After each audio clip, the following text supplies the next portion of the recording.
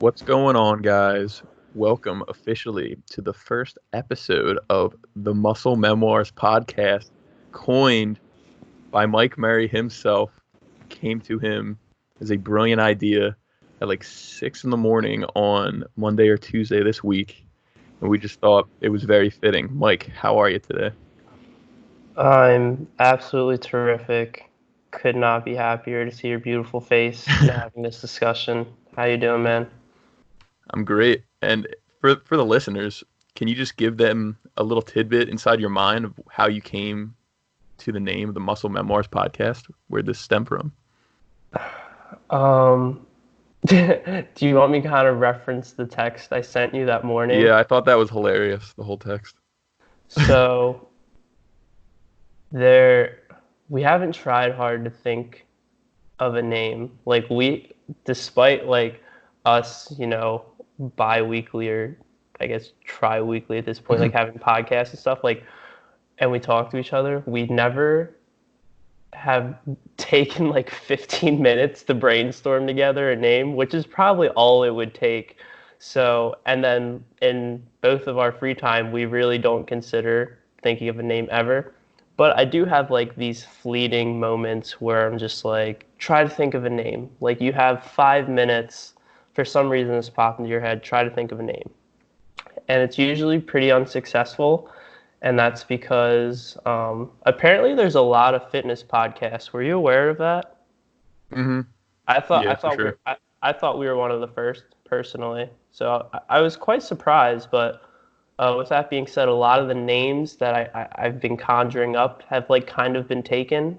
That's what I was like thinking is like part of the reason why we struggled so much with the name, or at least from my perspective, was that every name that I thought of was already a name that was like taken or a form of it was taken. So I was just like, all right, we got to think of something that's actually very different from what's out there right now.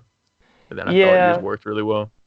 and I wanted it to be like clearly about fitness, like within the name.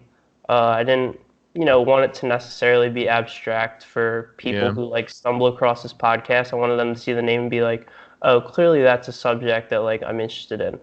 And we consider ourselves to be like, you know, decently bright people within this field, and we're also really concerned with getting as jacked as possible. So obviously we want to blend these things.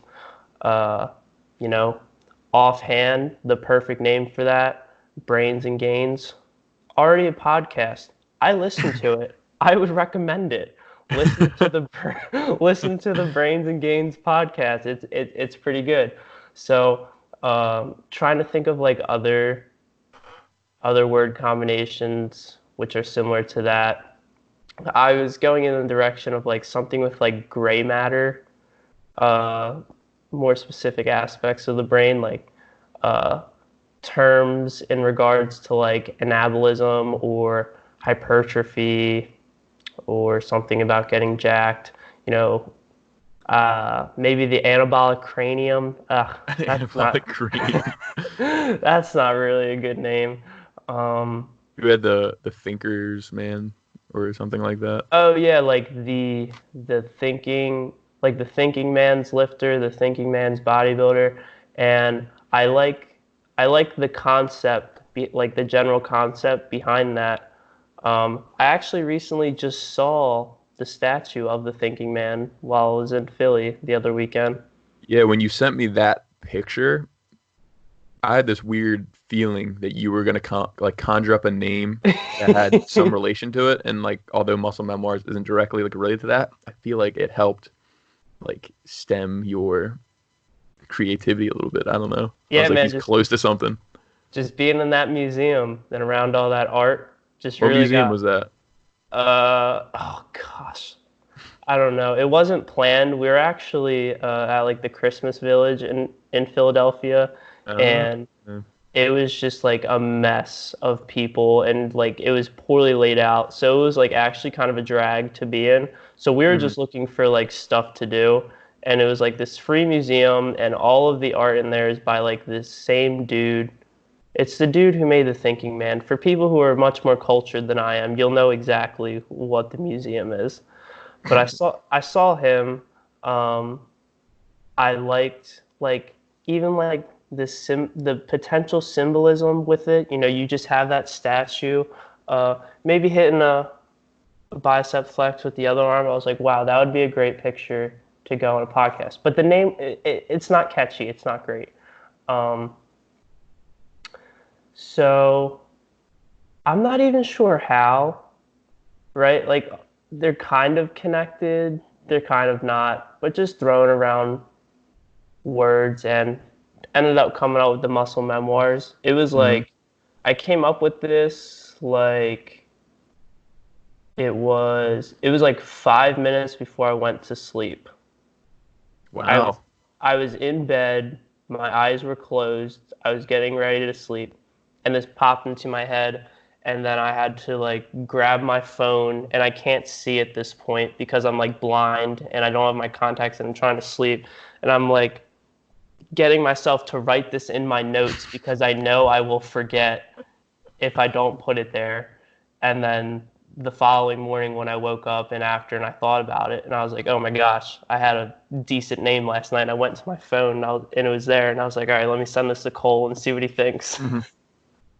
Yeah, I thought it was perfect right away. And like, that's it, man. That's just it. There's no way I could think of anything better than that. There's just no reason for me to try. Like, it was just perfect. So yeah, that's the story of how Muscle Memoirs Podcast came to be. So we can all thank Mike for that. So it's no longer just the podcast anymore, which is really sad. So yeah, glad to have that. So Mike was just telling me about his kind of current routine with work, his current clinical rotation, and kind of how he's structuring life around that. You were kind of getting at waking up at 4 a.m. sometimes, 5 a.m. So what's going on, the rationale behind that? If you can go into that a little bit. So I'm not a morning person, but I desperately want to be a morning person. I don't know what it is. Uh, Maybe it's just our culture and like this particular meaning like we placed on like being up early before everyone else and like grinding and like you are just being your most productive and um I like the idea of that. I like the idea of being up early and get my day started, but I've never been able to acclimate to that sort of schedule.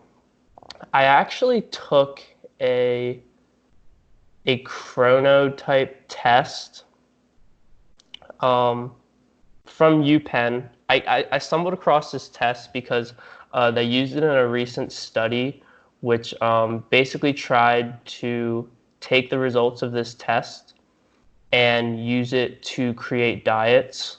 So based on this test, you basically find out whether you have like a morning chronotype or like an evening chronotype.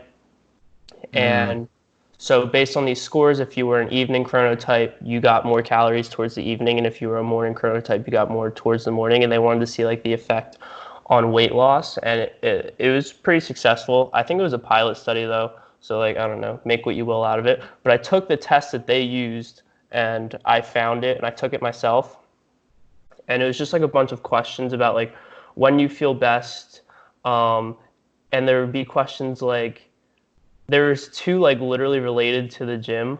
So mm, it was like, your friend John wants to get you in the gym and like he works out at 10 p.m. Um, like if you were to go with him and complete this workout, like how would it go? And it would be like, yeah, I'd be fine, or like this would be extremely difficult for me. And then there was like another question like that, but it was really early in the morning. And based on all of these like kind of subjective questions about when you perceive to be like uh, at your best, you would accumulate points, and then based on these points, you were either like definitive early chronotype, like moderate, neutral, moderate evening, or definitive evening. mm. And each of these categories had like a 10-point range. And my test results, I was dead center for neutral. Oh, Like so anticlimactic. I could not be any more neutral. which made a lot of sense to me because if you ask me like when I'm at my best, I would tell you it's from like 12 to 4:30. I'm at my best. I feel like that's pretty interesting. I it feels like a lot of people are probably like least productive during that time almost. It's just like Yeah. it's like right after that lunch, like rest and digest time, Mm. kind of like don't have that next caffeine hit yet, maybe. And you're just like, I don't know. It's just interesting to me. It's so notorious as being like the lull in everyone's day where Hmm. like energy's coming down and like you're Yeah, just kind of like packing it in. You're like, oh, I can't wait to punch that clock and get out of work. right. Exactly. That's an Um, interesting test. yeah, so I just look up like UPenn Chronotype Test, something like that. It'll probably pop up. I forget the actual name. But when I kind of consider when I consider why that was my answer, I think it was because it's kind of based on like my my best day. So if I can create my own schedule, I'm probably waking up at like somewhere between 8 and 9, and then I'm eating breakfast and working out, within an hour to an hour and a half. I'm also caffeinating with that. So then after that, after I'm done with my workout, then it's probably, it's going to be around like 12:31. And for whatever reason, uh, the caffeine combined with the exercise, mentally, I'm just on point from there on out. Like in my Hmm. senior year of college, based on my schedule, that's literally what I would do. I would wake up around like 8:30. I would get to the gym, and then after, when I would get back in the early afternoon, I would just do work for like 5 hours, and I would just be locked in. So I thought, I desperately want to be a morning person. I've never been able to wake up early successfully. Like I always just feel terrible and groggy. Um, but I thought maybe if I knew I was going to work out early, it would be fine. And that's exactly what happened.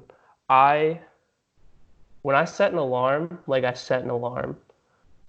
So lately I've been setting it at like 4 a.m., 5 a.m. I will wake up as soon as that alarm goes off. I can't stand people who set like five alarms and they like just go off every 5 minutes. Yeah, that is the worst. What are you doing? You're just setting yourself up to know that you're going to snooze the first four or whatever. Literally, what are you doing? What are you gaining in these like weird 5 minute intervals that like you're closing your eyes and like you're not actually going back to sleep? Like I don't know. It drives me nuts. It's so dumb. You have some sensitive creatures out there that need to like slowly ease into it, you know? They can't just be like, okay, let's do it. 4 a.m. Let's crush this day. Having a Tuesday, 4 a.m. So it's not unusual for me at my community rotation right now to start my days around like 10, 11. Um, so basically, I like to get my workout, my cardio in before I do that, because like I love lifting, right? Like it's literally my Mm. favorite part of the day, and like just being at work all day, it's not at the forefront of my brain, but it's definitely like always in the back. Like I'm thinking about my training session. Like I know the work that has to be done that day. I know the numbers that I basically like have prescribed for myself. And I can already like visualize me hitting these lifts or like, potentially setting a personal best. Uh, so I really like to start my day with that.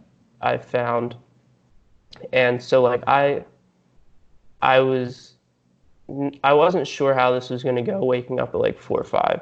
But basically, like this Monday, I woke up at 4. I do my cardio, and then I eat breakfast, and then I'll train in like an hour and a half. And I felt fantastic. I don't know why. Maybe it was just the caffeine, but like after I did my cardio and I had my breakfast, like my brain was like it was sharp. Like I was doing a little bit of writing before I was lifting too, and like Mm-hmm. I felt really good to go, and it was a really nice start to my day. But it was on a Monday, so I was like, this is definitely gonna like catch up to me, and it's like it's not hard to be up early one day. But then I woke up at like 5 the next day, and then 5 on Wednesday, and like I felt good. What time are Um, you going to bed? Are you going to bed any earlier than you would have previously? yeah, I would probably be going to bed at like 10:30. Now I'm definitely laying in bed by 9, and Mm, I try to be asleep by 9:30. that's really good. That's good commitment right there. And it's impressive. I mean, it's only been a week, and you feel Hmm. good in a week, but like, I don't know, it's impressive to do that if you can just get into that routine consistently. I think there's something really, I don't know, nice, if that's the word for it, for being up that early. Because when I would do that at Westchester, and I kind of do it, I guess, every day for school now, but for me, it's just so I can get ready and just drive an hour. So it's a little bit different. I like being up early just because, like, there's this calmness that no one else is up around. And it's just kind of like you doing what you want. It's like your own time in a way where you can just kind of like do whatever you want. And you There's just use that time. there's this unique sense of tranquility being Yeah. up at that time. Like, I mean, I don't even it's like impossible to explain, right? Because I could be up at 6 and still no one would be up, Mm-hmm. but it feels more quiet Yeah, at no, 4. I agree. So that day you woke up at 4, you went to bed at like 9:30, and then Hmm. you just when that alarm went off at 4, did you have any thoughts in your head, or were you motivated to get up right away? I felt weirdly good. Like I was shocked by it. Like, and again, it was the first day, it was one day, so I didn't expect for it to be too difficult. Like the Yeah, days I woke up at 5 following, they were more difficult, but I wasn't as tired as I thought I was going to be. right. Um, but yeah, I was sharp at 4, and like honestly, 4 might be around the time where like I wake up to go to the bathroom anyway on a typical night. So like I'm not Mm, like just being completely disrupted or like abruptly woken up. You know what I mean? Just yeah. kind of waking Mhm. up on my own around that time anyway. So you're doing your cardio right when you wake up, or you eating breakfast then doing it, and then like waiting an hour and a half and hitting the gym? What's that looking like? No, I do it fasted. Just crushing some walking on the treadmill. Incline walking, bro. Damn, Yo, that 4 kind of a.m. brings up incline walking. another point. When I was kind of planning this contest prep in advance, and I was kind of I've talked to like a couple of other guys who compete, and my one buddy who I coach, Shane specifically, even Mel doesn't compete obviously, but like he used to train with Shane a lot, and like he would say the same thing, and I completely disagree with this. They were both saying like how the winter is the best time to diet, and they would say how like nothing is going on. There's no parties, there's no barbecues, there are no distractions. No one does anything.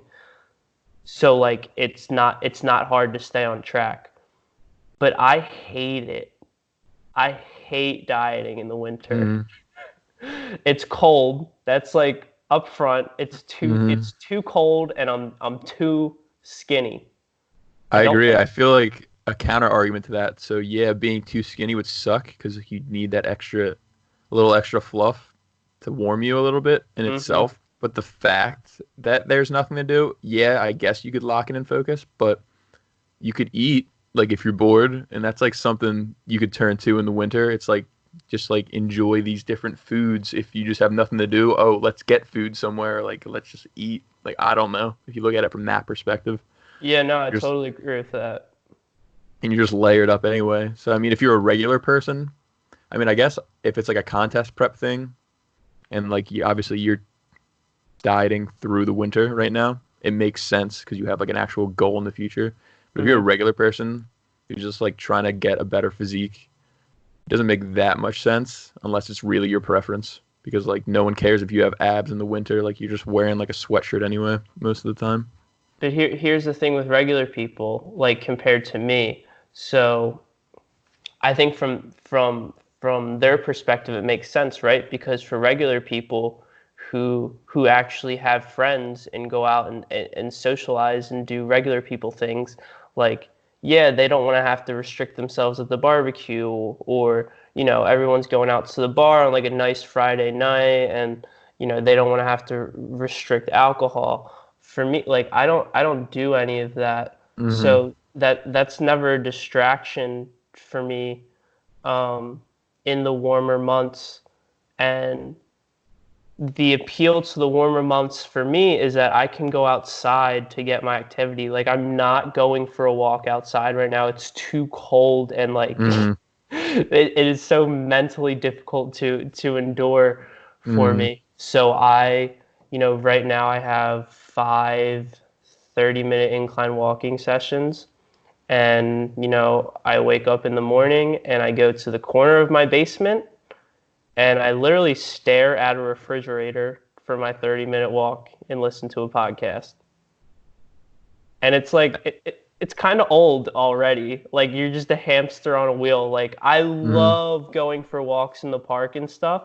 And like an hour walk in the park is nothing to me. But like a half-hour walk on a treadmill is just like, Feels like it's forever. bruh. But I mean, nowadays, especially in the natural community, like, contest preps have gotten so long that, like, you know, you're bound to be dieting through parts of the spring and summer and parts of the winter, and like, you can't really pick and choose your months anymore. Of course, you can pick a little more for some than others, but like, man, like 6 months is like the minimum prep time now. Why do you think that is?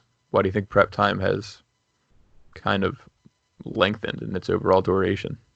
I think it's just because the growth of like the evidence-based community, and the evidence does seem to clearly point towards a slower rate of weight loss for naturals to best preserve muscle mass. Andrew Chappell, he's a pro natural bodybuilder and researcher from Scotland. He was just on the Sigma Nutrition podcast, and he basically has a few papers on natural bodybuilders, and it's kind of just like looking at what they do. You know what I mean? Like, recording their strategies. So they're not like the hardest science, but like, these are published papers.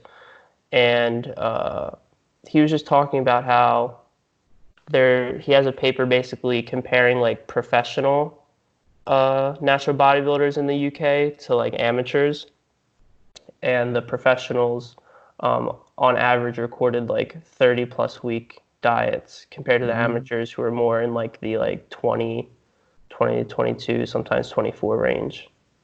So it also just, like, I guess anecdotally, like, the best are taking longer. Were those were those natural pros?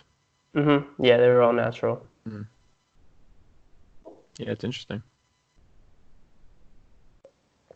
But this is actually something I touch on in quick plug.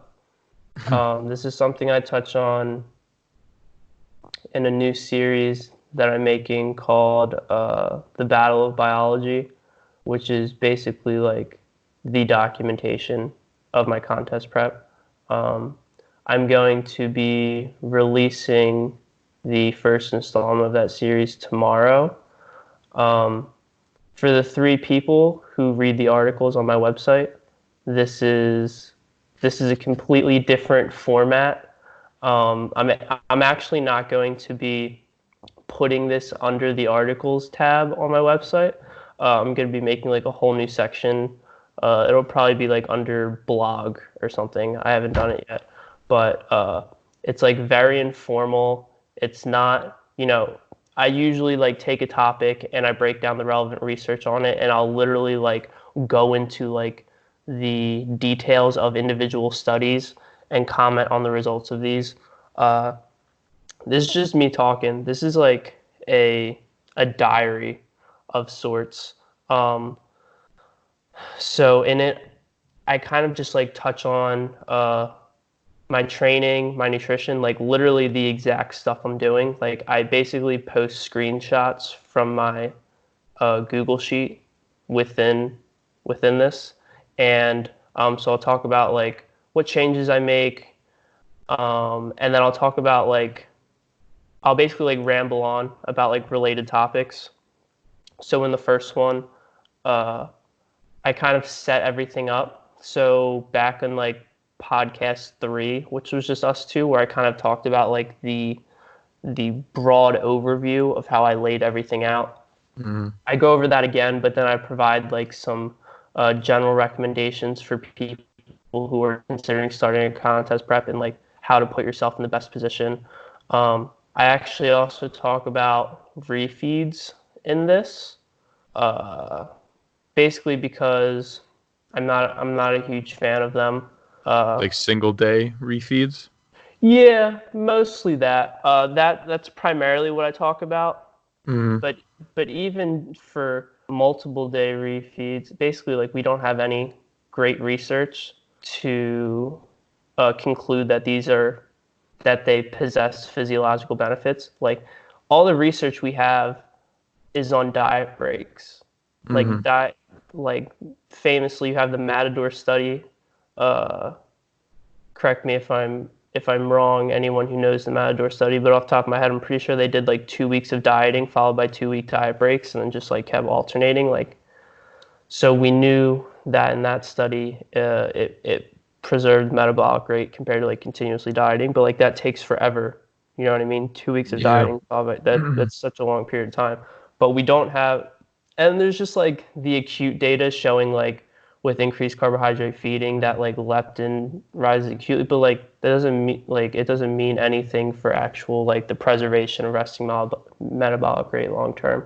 Basically, Right. like there's no good data on refeeds, but then I mostly touch on how it can be like psychologically, like it imposes like negative repercussions on your psychology, refeeds potentially. Cut it out for a second, Mike. You have to rewind a little bit. Just cut out. So basically, like a big thing I touch on with refeeds is that like while there's no data showing a physiological benefit, there's a likely it depends on the individual, but I would say there's likely negative repercussions for your psychology through For the single day yeah structure, where you're like looking forward to that one day so yeah much that and when like there's like radical differences in calories. So like for the people who have like their Saturday refeed at like 3,000 calories and every other day is at 1,900, like I would not recommend that. so what are you planning to do personally? Any Um, structure? Probably. I mean, I keep my calories like pretty evenly distributed over the course of the week. When things do slow down, like I'm gonna take a diet break. I'm gonna have like planned diet breaks when I actually am like really lean, and I find that it makes sense to implement them. Um, and within a typical dieting week, maybe I would potentially implement like 4 lowish days and 3 highest days, and like by that I mean like 3 days at like 4 days at like 1,900 calories and 3 days at like 2,300. Like barely a difference, right? Like Right. we're just literally talking like an extra like 100 grams of carbs, and that would be it. You know what I mean? Mm-hmm. But yeah, so I basically get into that kind of stuff. I like cite some studies in it. I don't go into them or anything. I basically just make a comment and then like have a reference as to like if you want to see why that would be, it's there. But I also link like relevant media, which I think is fun for people. Like they don't want to, read scientific studies per se, but for some points that I make, like I'll link an Instagram post or a podcast episode Right. for them to check out. Yeah, it makes sense.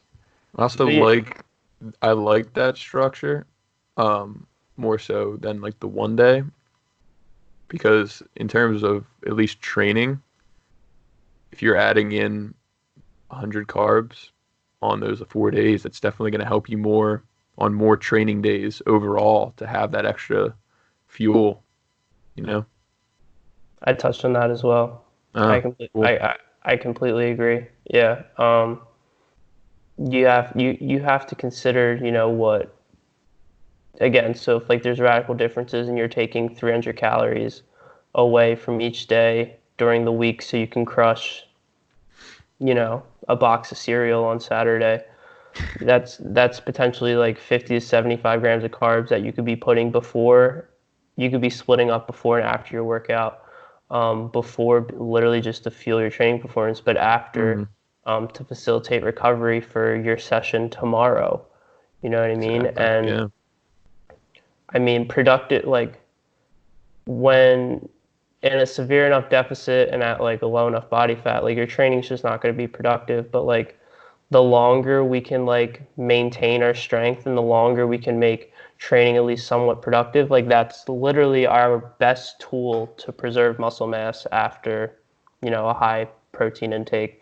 So to literally voluntarily sacrifice training performance just so you can go on like this little binge once per week. Don't love the idea of that. Yeah, I'm gonna have to agree with you. Yeah, definitely. Um, so right now for your training, um, I wanted to see. So I think we talked about this at some point in the past, kind of talking about, are you doing 3 upper body sessions right now per week? Is that what you're doing? Um, so this I write about my training and how my training changes while I diet in the the second installment of this series that I already have planned out. But I'll touch on it here. So my bread and butter training split is more or less like 3 upper days, right? It's 2 upper days, one push, one pull. Mm-hmm. But right now, my split is full body. Um, I don't train full body every day, but I basically have like a mishmash of exercises each day, which more or less equate to full body over the course of the week. So I train uh, everything on my upper body 4 times per week. I train quads 3 times per week, and I train hamstrings twice per week because my hamstrings get like smashed from like 6 sets per week. Yeah, I I'm in the same boat with the hamstrings. They just get annihilated. But what I wanted to ask you specifically, so are you, how many exercises are you incorporating within a microcycle? Are you doing, because I think we talked about it before in terms of specificity. So say for quads, you're only choosing a couple of exercises. Say, let's just say leg presses for one, and I don't know, mm, hack squats. And maybe you're varying rep ranges throughout the week, but you're keeping those 2 exercises in, and say you're hitting them 3 or 4 times a week. Are you going with that strategy for like to maybe facilitate more progress, more ability to overload, uh, better neural adaptations? So therefore, getting better at the exercise, you may be able to facilitate more progress. I'm kind of trying to get at that a little bit. oh, so you mean like how frequently I perform like one of my main like lifts Yeah. within the microcycle.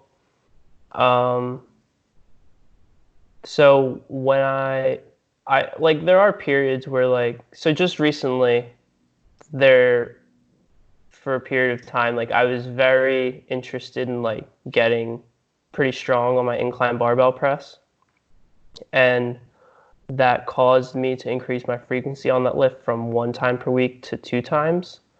And there's definitely merit to that, right? So like high frequency for powerlifting is like pretty popular, because like literally just having more practice with the lift, like becoming more technically skillful at these, like it's gonna have positive adaptations in terms of like your strength. But for hypertrophy, we're not really concerned per se with like neurological adaptations or like simply being able to put load on the bar because we're more technically proficient. Like we want the muscle to do as much work as possible, right? Which is why like if you barbell bench as a bodybuilder, like you're probably going to be going flat back instead of having like the McDonald's arch.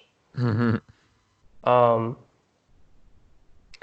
so for that reason, I think it's like it's a really fine balance to the point where I don't think I would perform a movement more than twice per week within a microcycle, because then it becomes like this question of is the load on the bar increasing because I'm accumulating fat-free mass and therefore am able to produce more force, or am I just simply getting better at the lift? Right. And then also you kind of have to consider like the more frequently you perform a movement, the more predisposed you are to potential overuse injuries. That's what I was trying to get at as well. If you're just constantly aggravating, for lack of a better term, similar structures and areas by performing that movement 3 or 4 times a week, that could be a potential drawback of doing that. Dude, it happens all the time with powerlifting training. It happened to me when I was a powerlifter. It happens with like my powerlifters now. You have 3 lifts to get good at. The law of specificity would dictate that the more you do these things, the better you're going to get at them. But just like everything, it kind of operates on a bell curve, and that like there becomes diminishing returns, and you see overuse injuries a lot with powerlifters, and you could say especially so because their squat and their deadlift is literally like the same exact movement.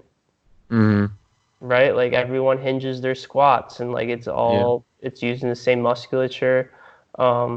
So it pays dividends to have some movement variability, to have exercises which are more predisposed to certain positions rather than others to prevent that overuse. But for hypertrophy, I think like it makes sense to in some mesocycles to prioritize getting stronger on some lifts than others.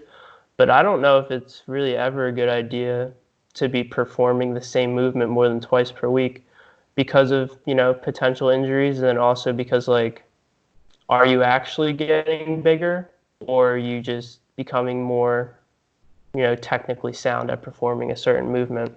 Right. Yeah, no, I totally agree. Because I just experimented with this for my last meso, and I did it with leg press because prior to seeing Artem a few weeks ago, like I just hated squatting, and we saw why. Pretty much I hated it. For people curious, for my squat, I basically went directly into a hinge pattern to initiate my squat, and I did a lot of leaning forward, and it was kind of, I forget how Artem put it, but it was like an RDL deadlift squat pattern almost, and seeing it on video really helped.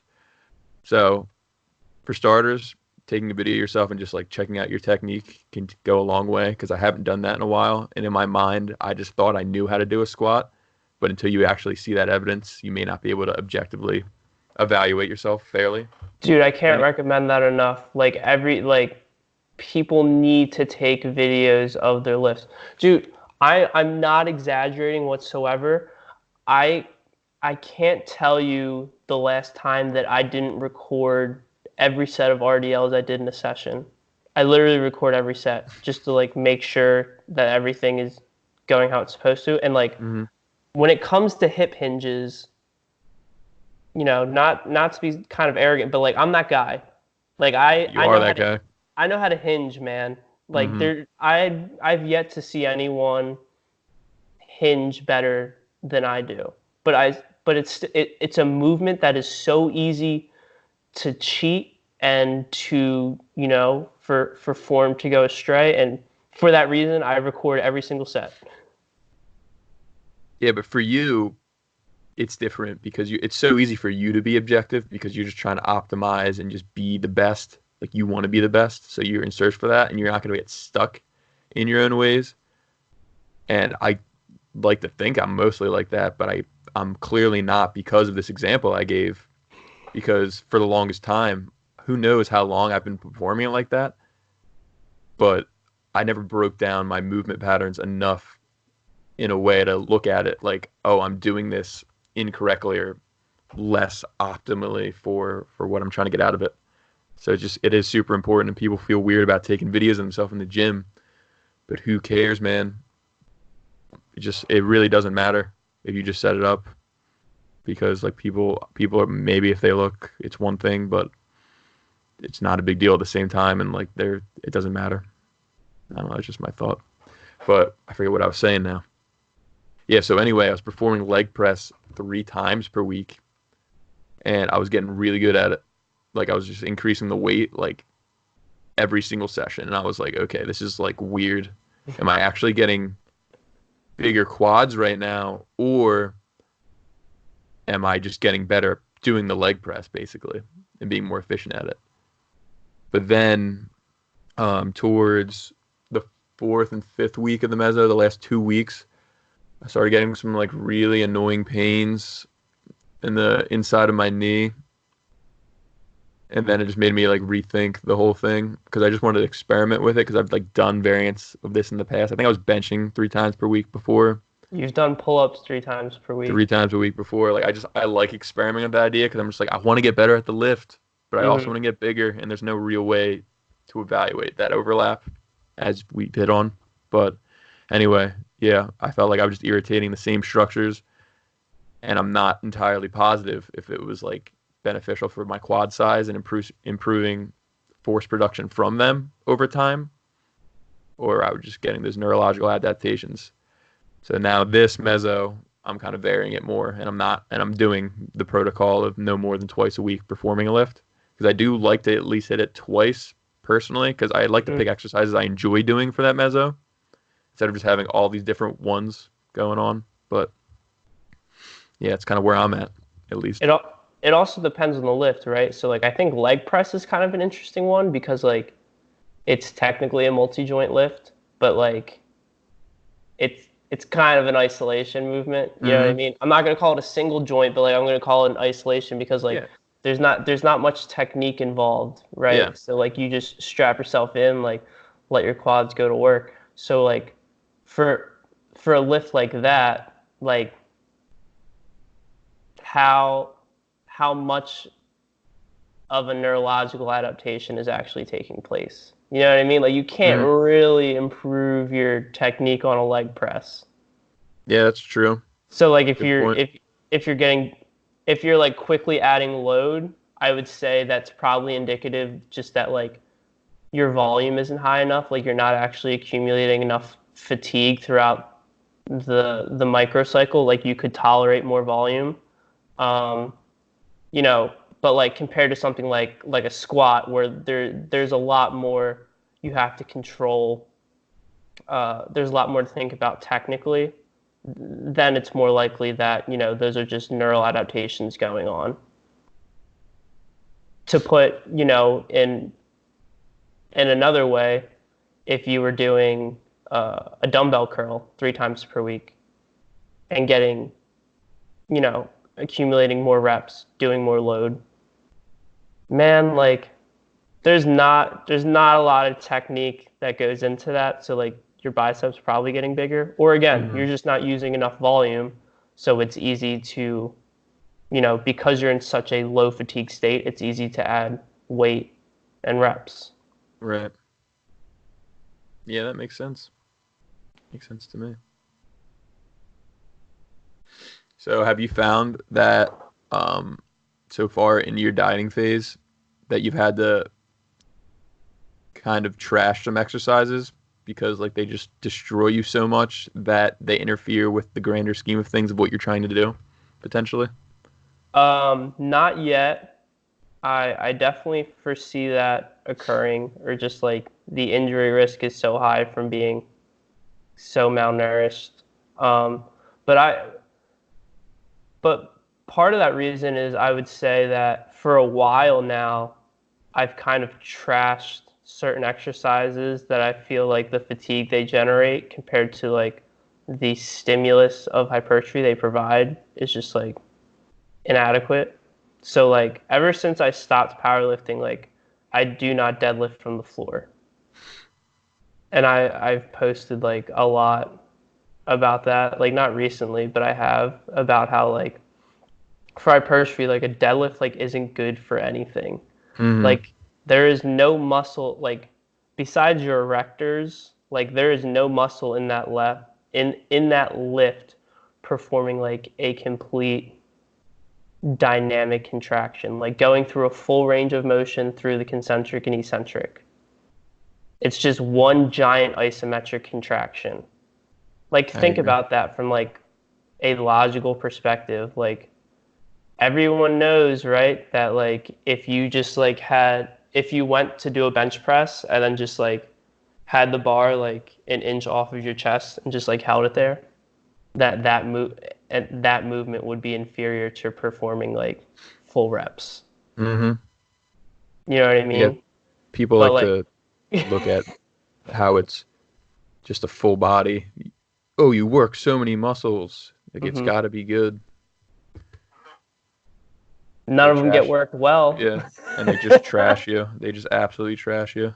Like it's fun, but like if you're just trying to get the most jacked as you can, like it's just really, you can just do so many other things that just don't destroy you, and you can do more of other things. Yeah. Probably.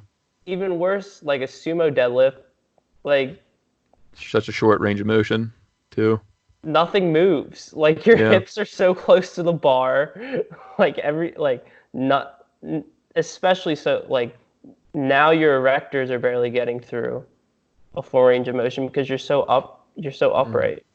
So like again, like as someone concerned with hypertrophy, like you want to make every movement as difficult as possible in like a conducive sense, right? Because like a one-legged squat on a BOSU ball is like really difficult, but like it's not gonna make you jacked, bro. But like in a practical sense, like this is why you would prioritize an RDL as a bodybuilder and not a sumo deadlift, because like you're getting a full range of motion at the hip, you're taking your hamstrings for a full range of motion and your glutes, which is always going to be more beneficial for hypertrophy. Dude, when I was powerlifting, I would get so jacked up from deadlifts that like on a weekly basis, like the day or two after deadlifting session, I like couldn't drive for more than 20 minutes at a time without taking a break because my hips were in so much pain. Wow. Like I was literally 4 times a week at that point, or even 3 times seems like a rough going.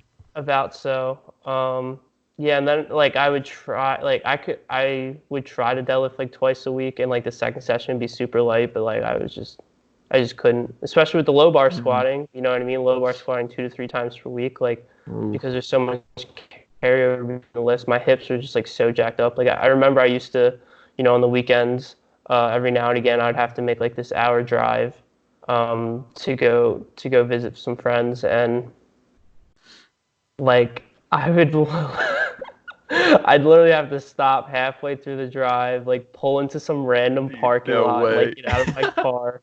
Dude, I literally could barely make the half-hour drive to the gym at that point. Like my hips were just be in so much pain. Like every time I drove for an extended period of time, it was like this mental battle. And it would just be like, you're almost there. Like don't stop to like go park and like get out and like walk around Dude, for a minute.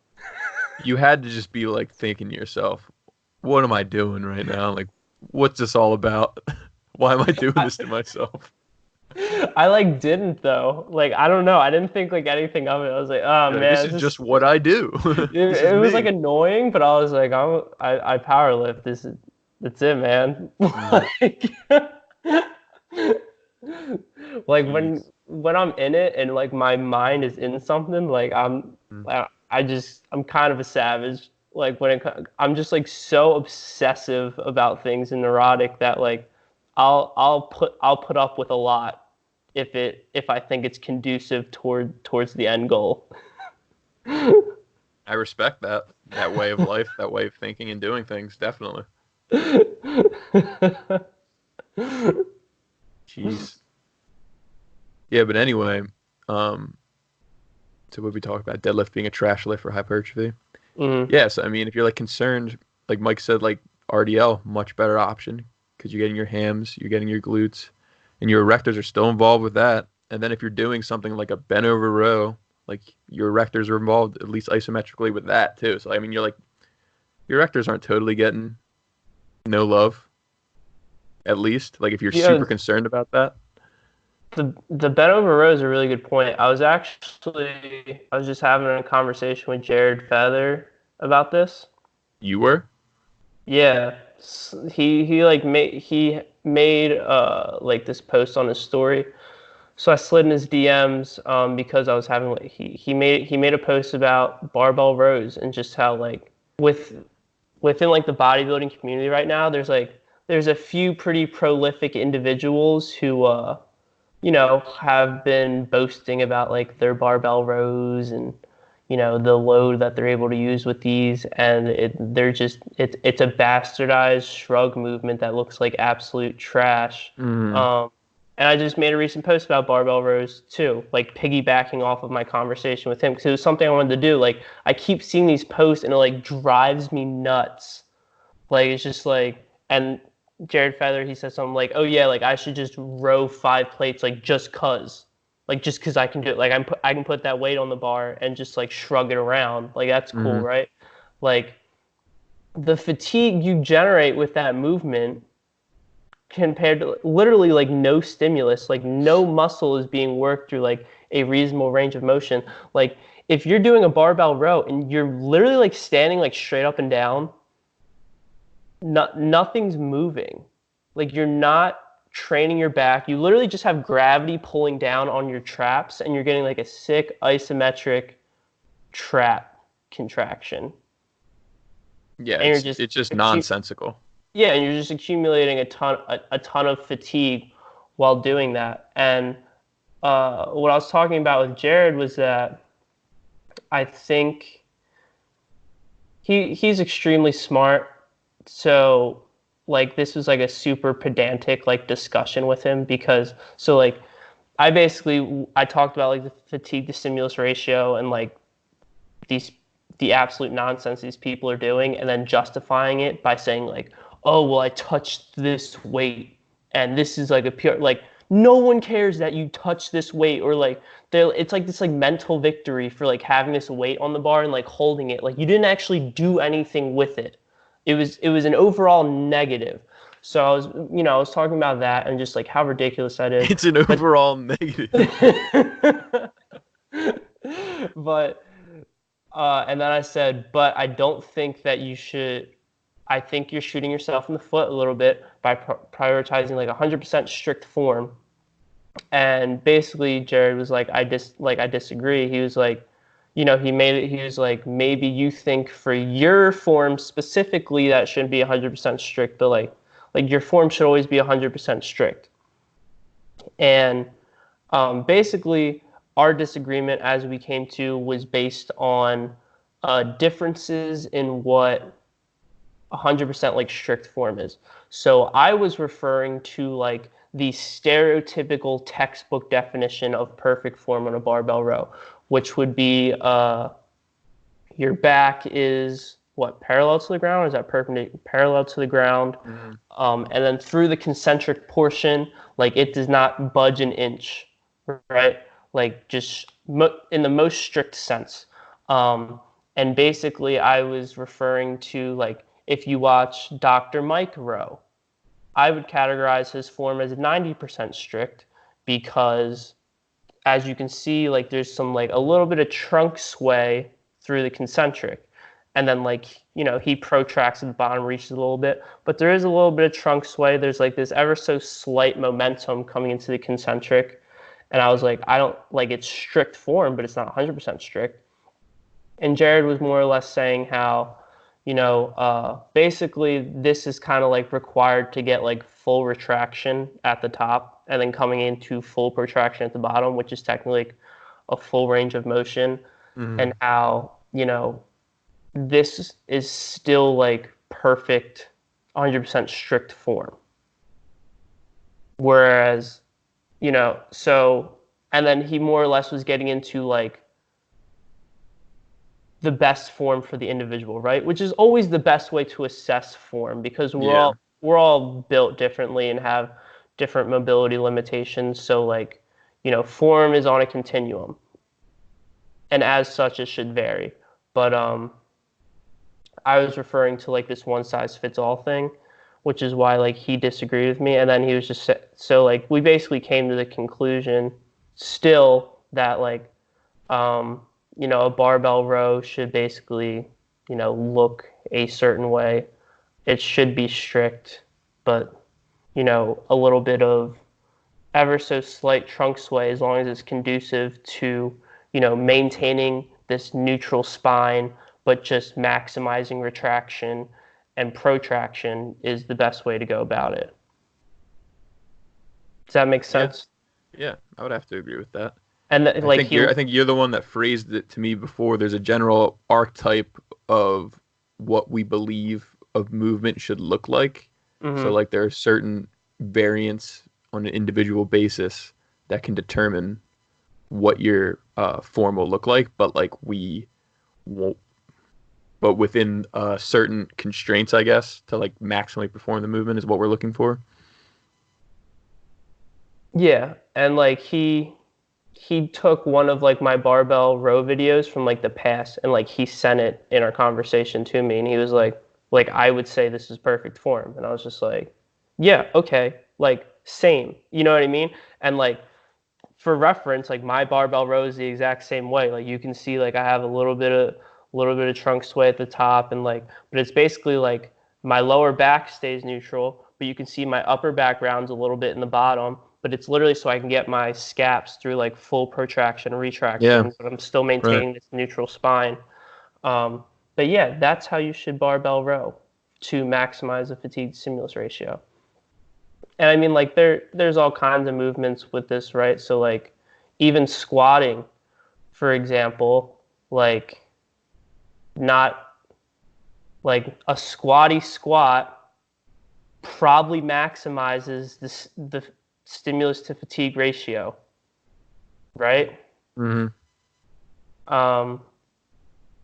reference to Artem and what he was telling you about your squat, literally last week I was doing my high bar pause squats, and I've been feeling really good since he assessed me, and I've been doing my exercises, and I would say last week was the first time that I've squatted ever and had like a pretty gnarly quad pump.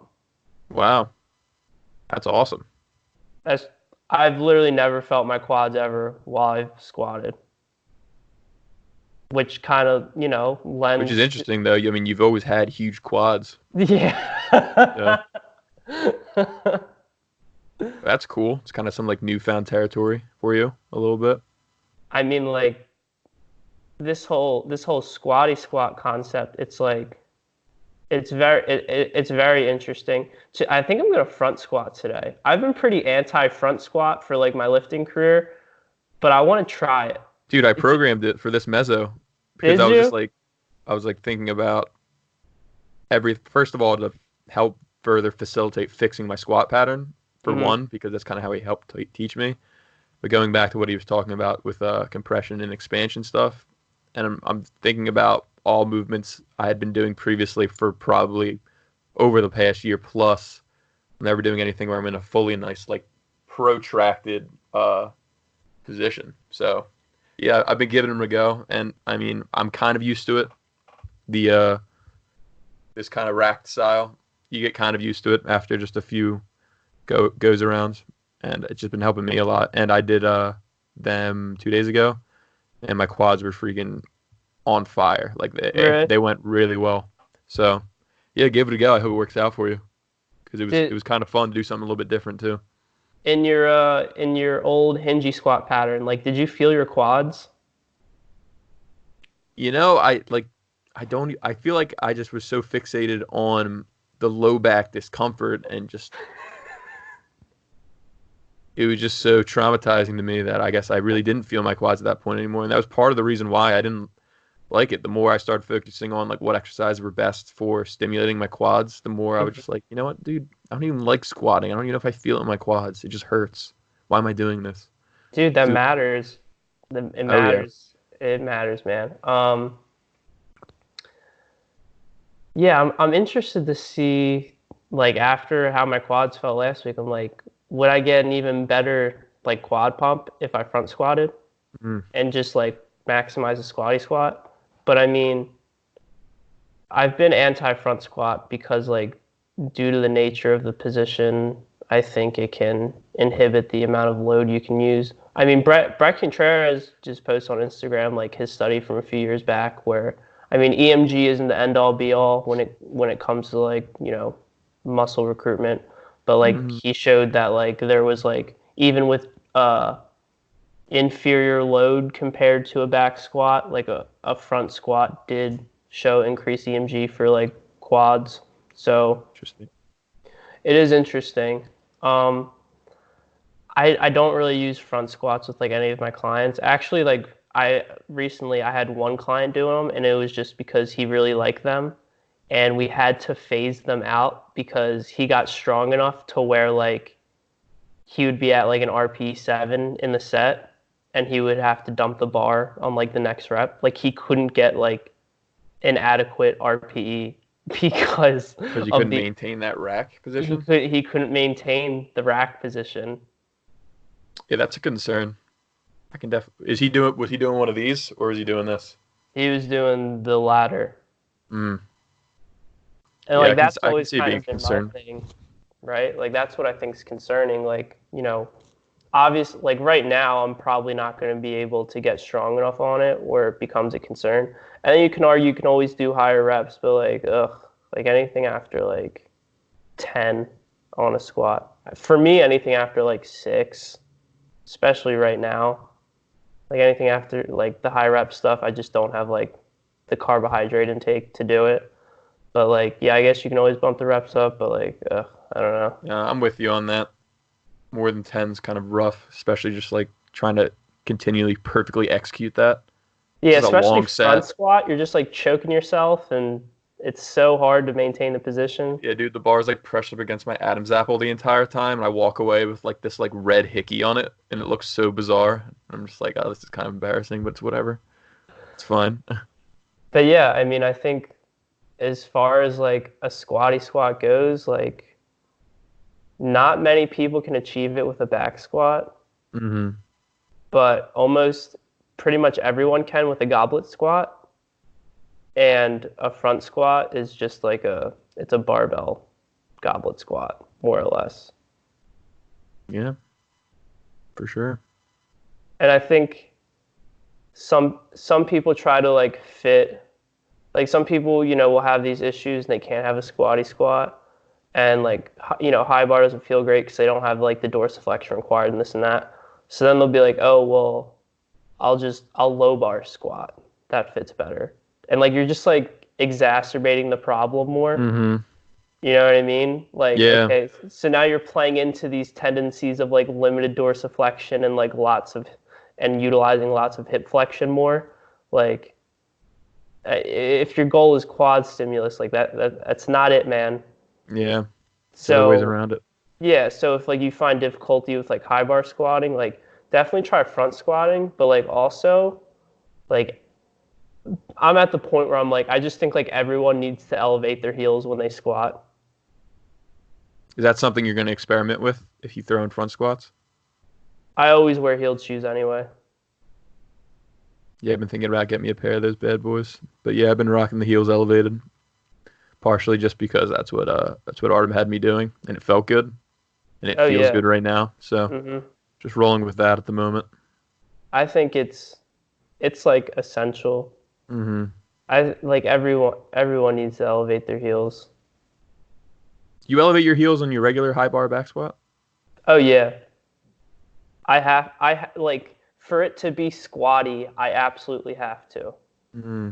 Like some people for a front squats, like there's less need for them, but like also like my squat's gonna be so squatty, a front squat with heels.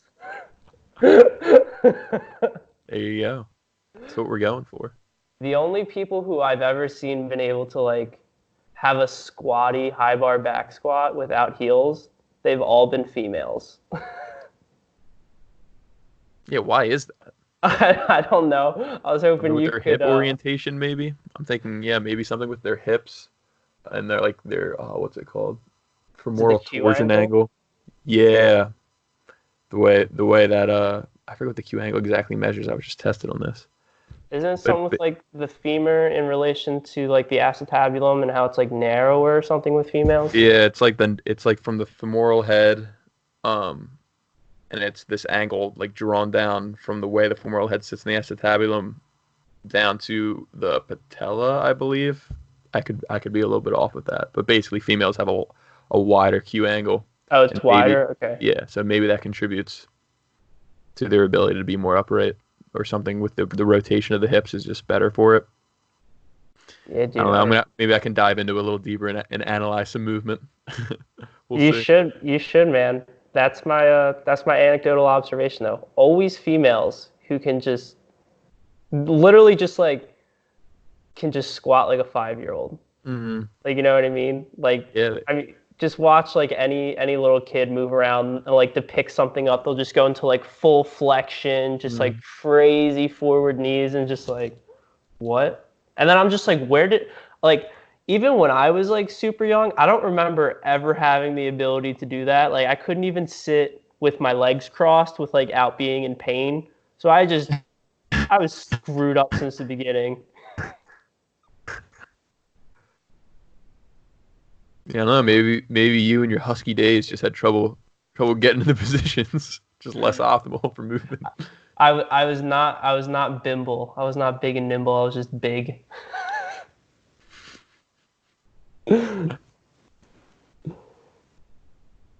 Yeah. All right, man. Is there anywhere else you want to go with this? I don't know. I don't really have anything coming to mind right now. What about you? Oh, did you read the new Israel paper? Oh yeah, yeah. I thought it was good, but like I don't know. It was basically just like summarizing currently, I guess, what we speculate or I speculate, and it made some good points, and I kind of like practically apply those methods right now in terms of basically increasing sets when it's feasible to do so, and I'm recovered. So I don't know how I'm going to break this down, I guess, but so you give yourself a certain range, say 10 to 12 to work with, and I'm doing like say 3 sets in week 1. So say I work up with a certain load to 12 reps and I get to the top of that arbitrary rep range, instead of like allowing the reps to just creep up to like 15 and beyond and having that go on, I'll like increase the load by like 2.5 or whatever. and then increase the set number. So earlier with that example of when I was doing leg press 3 times per week that last meso, and I was just able to like add weight. Like you said, I was probably just not doing enough volume, which was definitely true. So I started adding, and by weeks 4 and 5, I was pretty much just like dead. And I had that like annoying pain, but yeah, that's kind of the way I've been structuring things, just like trying, because I'm always thinking, am I doing enough volume? Could I be doing more? Like this went really well today, but am I just doing too little? So if I can add a set and maintain or increase in performance, I'm going to do that. And that's just kind of the way I'm riding with it. But it is interesting to look at it from the other point of view, that because we really don't have evidence to like show that like increasing weight on the bar is going to like improve hypertrophy as much as or more as just volume sets. So I'm still like more on the adding per set side for just a lot of reasons against adding weight. Because if we look at things like talking about like rowing and we're just adding weight to like a compound movement that requires a lot of skill, like it could easily just turn to shit and just produce insane amounts of fatigue for like no reason and getting little stimulus out of it. Or if it's something like a leg press, like you said, well, I guess a leg press wouldn't be a great answer or a great option. Or if it's like, I don't know, maybe like a squat and you're just like adding weight every single time. I don't know, man.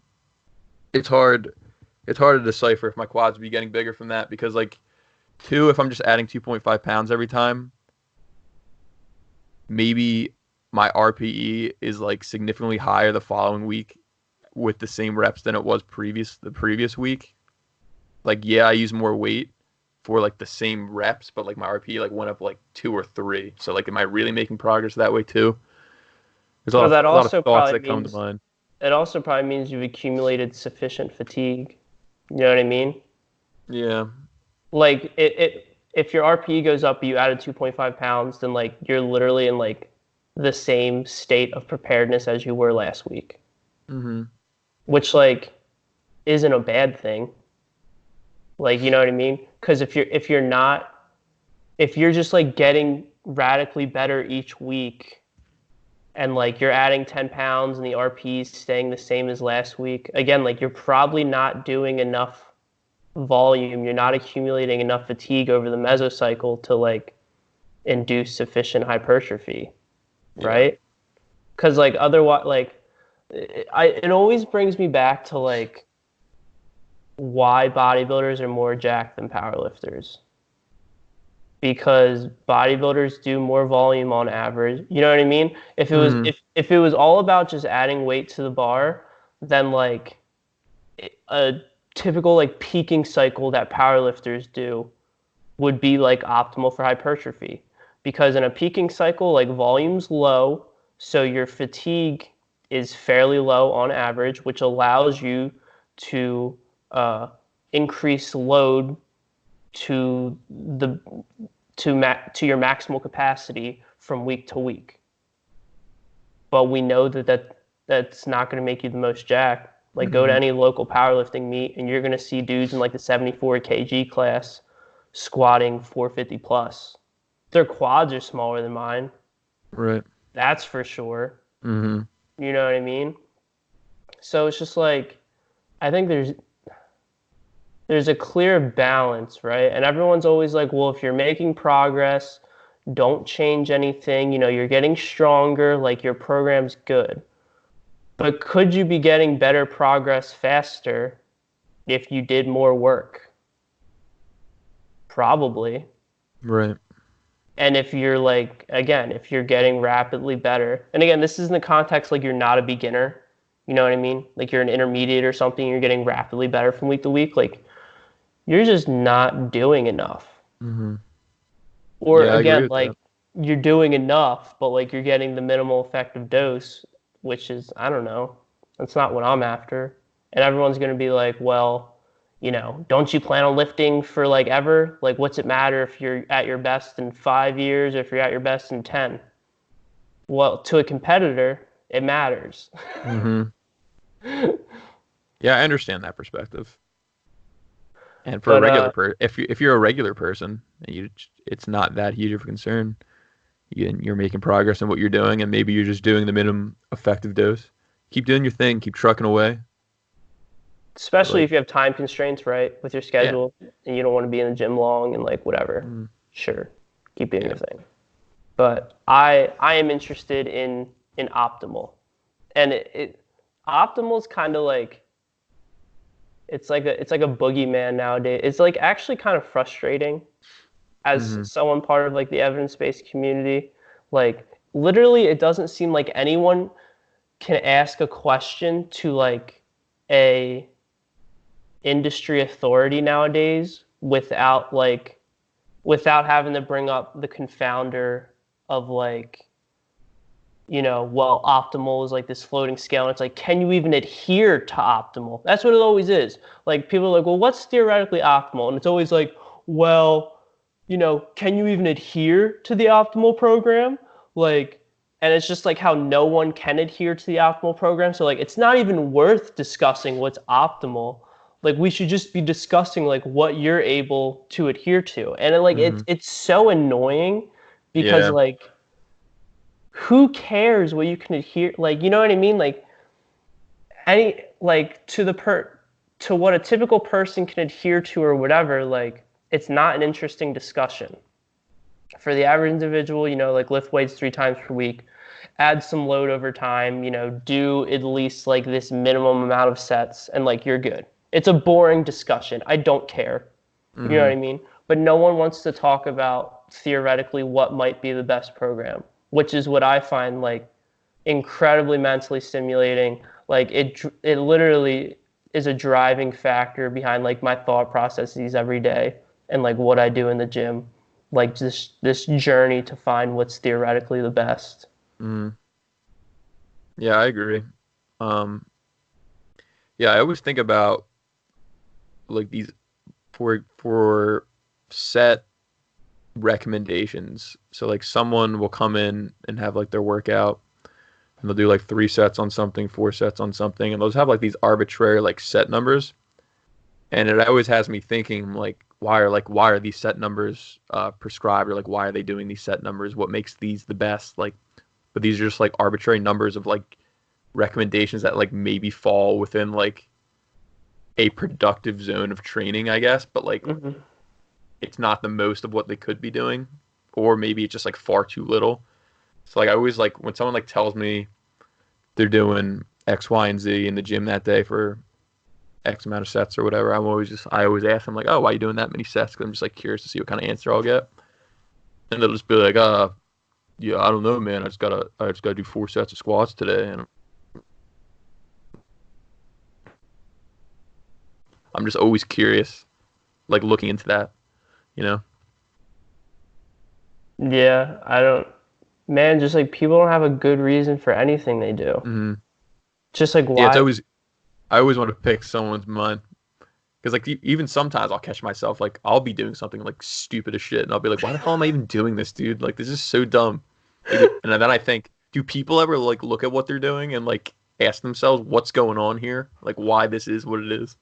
Because I Nah, just listen to side conversations in LA, and I'm sure at every commercial gym you can like just listen to nonsense going on, but I'm just like, what am I even listening to right now, man? These people just like, what are these resources they access? It's pretty unbelievable. I don't know. it's the new sick program on bodybuilding.com, dude. There's nothing to question. Just do it. I guess to the blind eye, to the ignorant eye. Do your 4 sets of squats on Monday, even though your maximum recoverable volume Mm. is 10 and your minimum effective volume is like 5. But do your 4 sets. But like I think back to before being introduced, I guess, to analyzing things this way, that like I never really questioned it, and I just thought that like it was good. Like I never considered doing more sets for any reason or doing less. Yeah. I just thought 3 or 4 sets is the norm.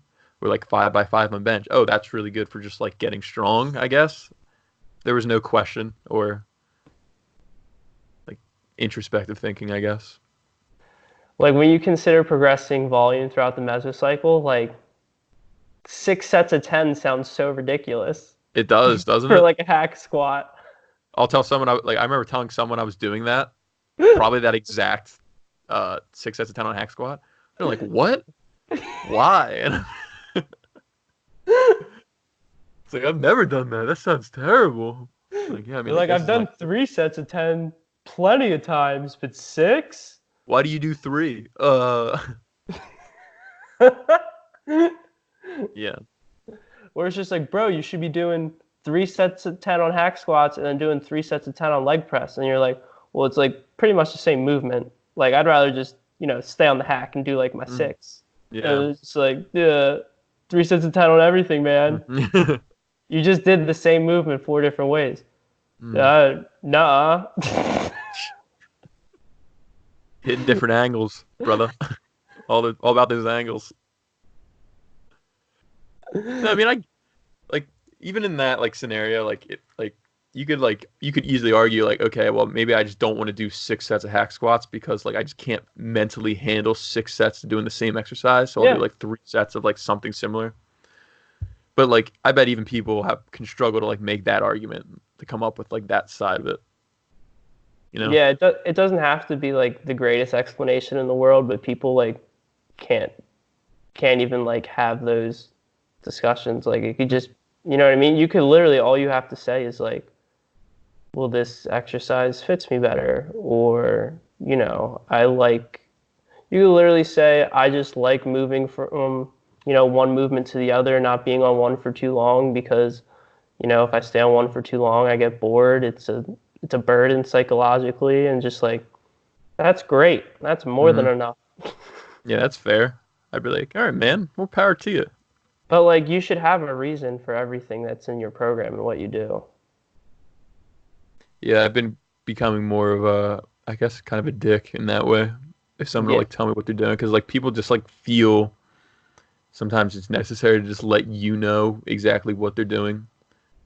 So I mean, I'm like, I don't really have a problem with it, but I always be like, so why? So what's the reason behind that? Like, why are you doing that? And if they can't give me a good reason, I don't know. What are we doing as a society, guys? Question.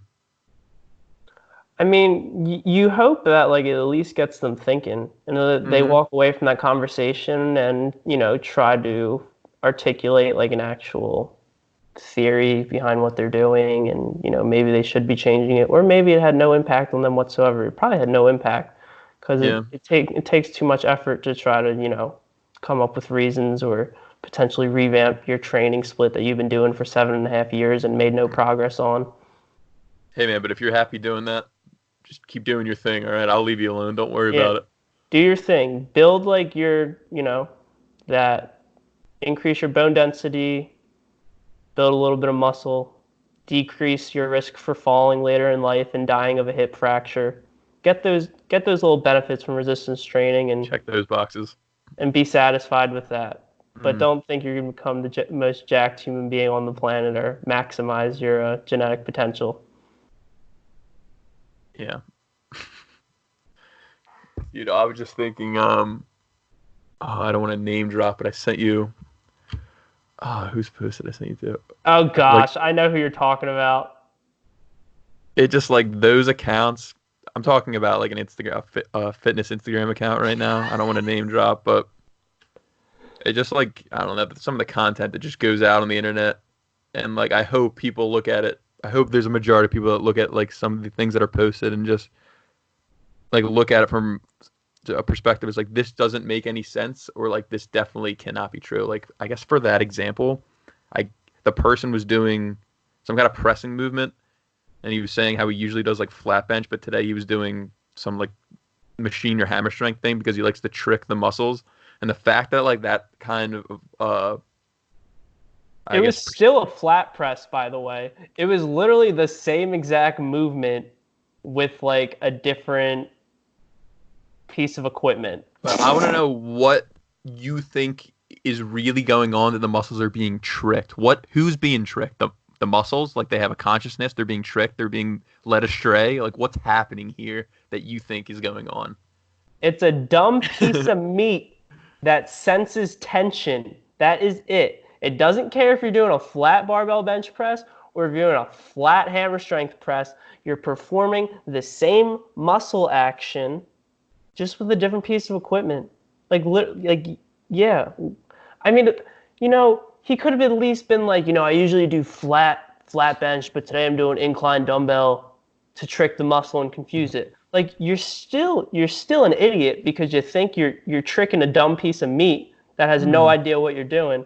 But like at least you could you can justify and be like, you're targeting different sections of the muscle. You're performing slightly different actions. No, we couldn't get that. It was literally as dumb as it could possibly be. It's entertaining. Like I laugh at it because like I guess when I see something like that, I'm not like looking to learn anything. I'm going into it knowing I'm probably not going to learn something. So I can look at it from an entertainment perspective at minimum, which is cool, I guess. I can send it to you and chuckle. But at the same time, as a consumer, I guess if you call yourself a consumer, look at it. And if you're looking for entertainment, great. But I really hope there's some people out there can look at that and be like, this actually, like, what am I gaining from this? What kind of value is this providing me? Like I learned that this shocks the muscles or like tricks the muscles, and muscle confusion, I guess, is still like a thing out there where people seem to gravitate towards that because it's like seems like a legit, I don't know, ideology or a legit mechanism for how you can like get more hypertrophy, just pure muscle confusion, like just like doing something randomly one day off of what you would normally do consistently. There are so many barbaric notions that are still prevalent. It's insane. Like I literally just like got into it with someone the other day because they tried telling me that like they were sore and they've been chronically sore. So like, and their scale weight hasn't changed. And they were like, well, obviously like I'm building muscle and like my scale weight is masked by the fact that like I've increased my muscle mass because I'm sore. And I was like, wow, that's incredible. Because like apparently like we're just a bunch of like myostatin deficient cows walking around, and it's so incredibly easy to build muscle that like your scale weight hasn't changed from the week prior because you've just like added lean mass to your frame with like your bullshit workouts that like do absolutely nothing. Like as me, who has done everything in his power since he was 15 from a diet and exercise standpoint to put the most amount of muscle in his frame possible, like, and I look like this. Wow. Like my genetics are just that bad, huh? Since we can all just put on muscle so easily. It's insane. Yeah, it is. But like that's just the way it is. I don't know. But again, it is entertaining. Shout out to all the girls who don't want to get too bulky. Yeah, you guys are the best. Stay away from those weights. You know? Your genetics are just so much better than mine that even with your low circulating testosterone, you're going to look like this absolute monster while I'm over here looking like a malnourished giraffe. Thanks. I feel like a lot of times our episodes just like end on just us just kind of being like assholes. Like I don't know. I feel like we're Dude, just I hate everyone so much. I can barely handle being in the real world. All the dumb comments I have to deal with on a regular basis. Dude, it's hilarious though. Do you hold your tongue most of the time? Do we talk about this? You just like let it go? I usually hold my tongue. I feel like I'm starting to get a little bit better into just engaging with these people and like more so like asking them questions, and not in like this like superior, like I'm talking down to you, like you're clearly an idiot questions, but like actually trying to be like coming off as like curious or inquisitive.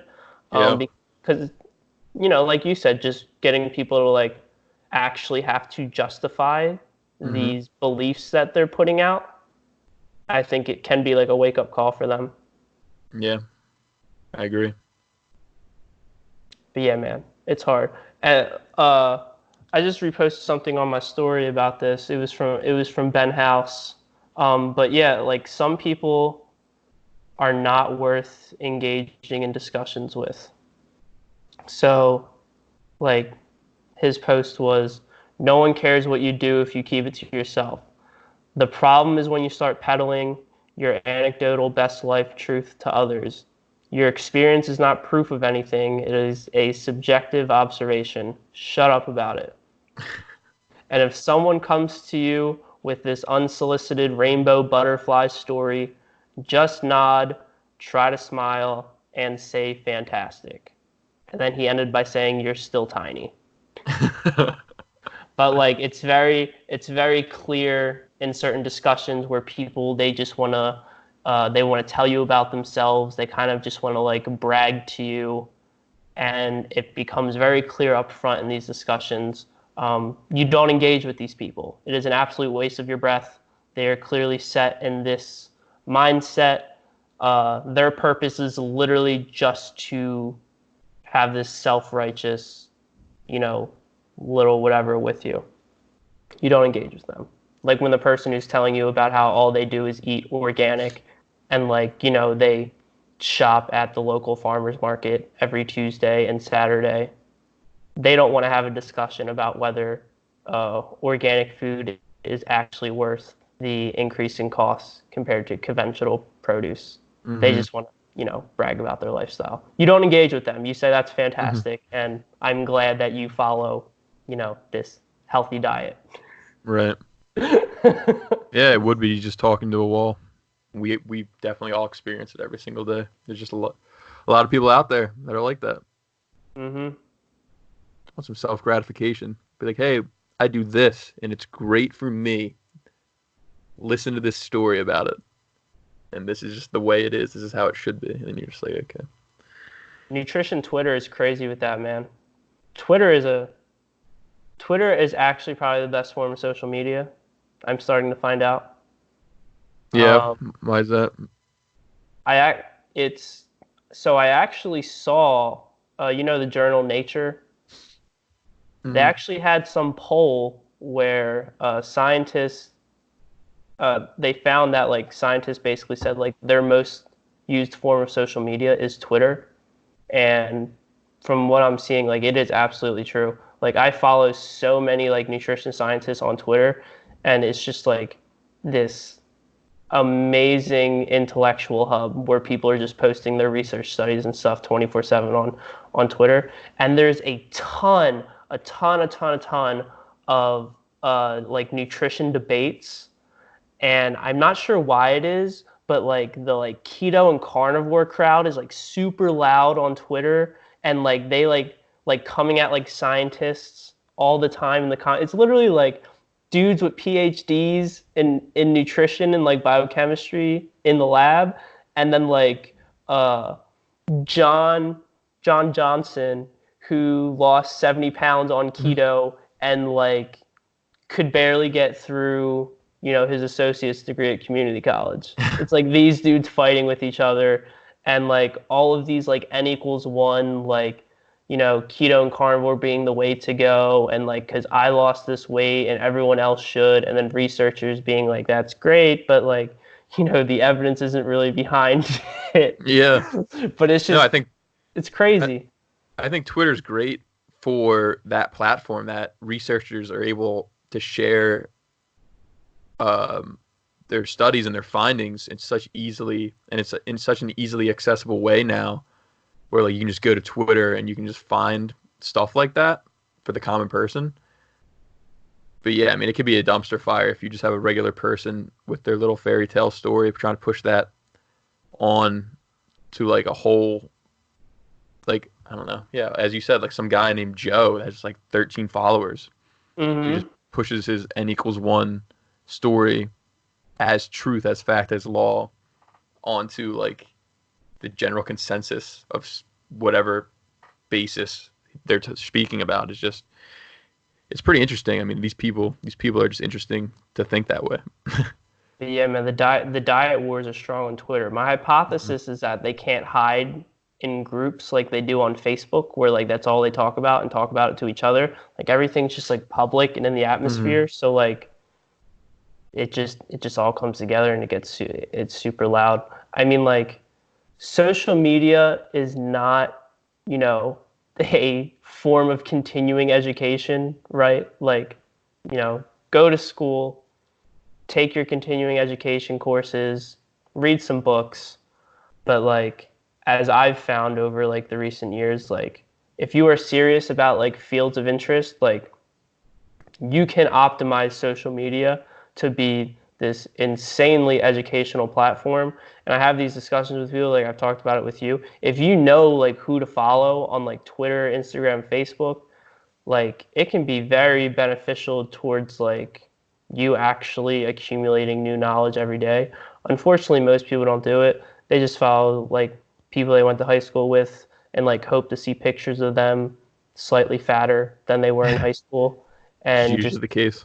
yeah, and just like talk crap about people and like, I don't know, like all the irrelevant stuff that makes social media cancerous about how everyone is living this fantastic life and you're at home doing nothing and how you should feel bad about yourself. But it's all fantasy land.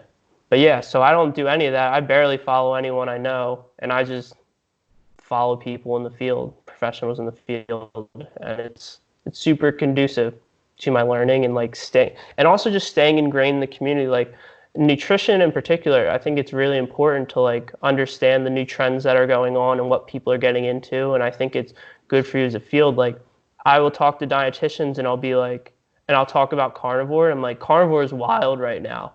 Like everyone's all in the carnivore, and like dietitians will be like, what? What are you talking about? Like I feel like it's really critical to know that carnivore is growing in popularity. If you're a nutrition professional, you're going to see someone, they're going to be like, yeah, all I do is eat meat. And you're going to be like, what? But like, I know ahead of time kind of like how these people, operate on these diets and like the anecdotes that are circulating about the results that they get. It's important to know that stuff ahead of time. Oh, it's super important. Yeah, I agree. And the way you're going about it is the way a lot of people maybe should go about it, instead of just filling with timeline and feeds with just like toxic nonsense, people arguing about stupid things, or just like mind-numbing tweets they're reading that just serve no value. Or yeah, but just like focusing on for you particularly, that yeah, you're in the know, like you understand what the general environment is like out there, or what people are up to, what the current like trends are. So yeah, if you're in a position, you're a dietitian, and people come to you saying, yeah, I only eat meat, and you're not aware of like this being a thing,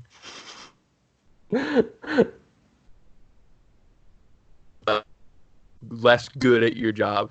Like you're just not as good for again, lack of a better term. But yeah, no, it's super important. I mean, it's like kind of unfortunate, like what people use social media for, or like, kind of like the evils that can be within it. I don't get it. I wouldn't even be on social media if it wasn't such a hub for like scientific information and basically just like to promote my brand. That's like all I'm on it for. If it was just to like see what other people are doing or whatever, like I would not have social media. But that's what most people use it for. Like, when I post my my long discussions on Instagram, and I get like 20 people who like them, and I put a lot of thought into that, and then I'll just like post a picture of like me and Emily, and I'll get 50 likes, and I'll be like, what the hell? Why do you guys even follow me if you all come out for these stupid, it's not stupid, but it's just like, oh, this is just a picture of me. Everyone's like, oh, I love that. And I'm like, hey, here's like, nutrition what is that? Science. And why they're just like, no. It's like a genuine picture. It's like, ooh, that's a like. These likes, people just sharing these likes, and they're particular about them. You only get it for some reason. Like what is it about like just a picture of you that like warrants a like versus like an actually like really like well thought out like informative piece of information that people may just scroll past that. It's like, oh, it's Mike lifting. Keep scrolling.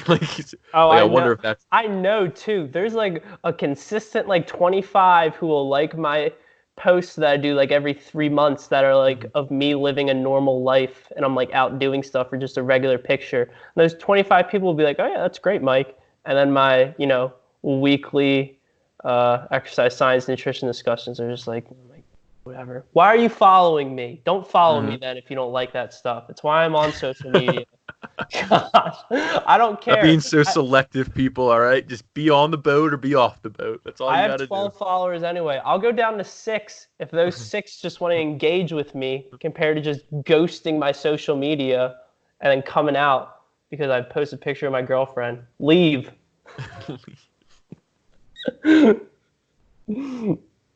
Yeah, no, all valid points about social media. All right, man. Are we done? Are we done talking? Are we done talking crap about Yeah, everyone? we can do this. We apologize if we came off a little ranty and just a little bit sour about everything. It comes from a good place. I Be want assured of that. change in the world. I want to see positive change in the world. I don't know if this is the best way to go about it. It's a little negative, but I'm sorry. I'm a Yeah. bit of a pessimist. Yeah, it's all right. Hopefully we can facilitate some discussion and some thinking about it all moving forward. But yeah, I hope everyone enjoyed this episode. I say it every time, but hopefully this is the best audio. Mike and I did this one remotely, so we're actually not together for once, just to experiment with this and see how it goes. And upon testing it, it seemed like it was legit. So fingers crossed for this one. And I'm currently on break from school right now, so over the next 3 weeks or so, hopefully we can pump out a few more episodes and get the Muscle Memoirs podcast really rolling. Mike, anything to add? That's all, man. The Muscle Memoirs Podcast. Remember the name. Remember it, share it, enjoy it, and we'll catch you all next time, guys. Thanks for tuning in. See ya.